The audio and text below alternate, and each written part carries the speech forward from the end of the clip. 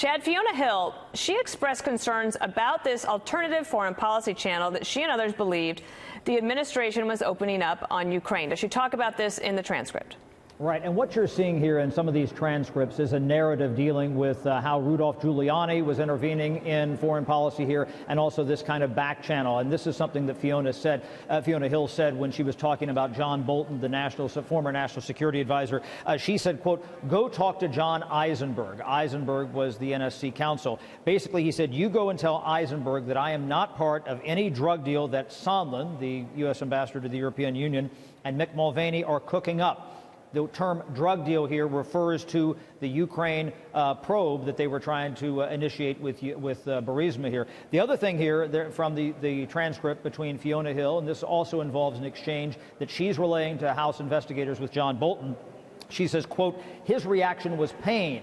This discussing the firing of Marie Yovanovitch, the former ambassador to Ukraine, who's going to come in for testimony next Friday. And basically he said, in fact, he directly said that Rudy Giuliani is a, quote, hand grenade, and he's going to blow everybody up. In fact, he made it clear that he didn't feel there was anything that he could personally do about this. That's something that Marie Yovanovitch is certainly going to be asked about when she appears before the House committee next Friday, Dana. And Chad, the other transcript was Alexander Vindman, and he was on the phone call and said he started to flag how the call between Trump and Zelensky was handled, which was the appropriate way to handle it in terms of if you have a concern, that's what you're supposed to do.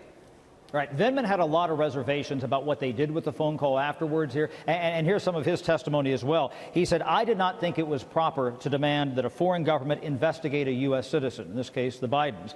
And I was worried about the implications to the U.S. government's support of Ukraine."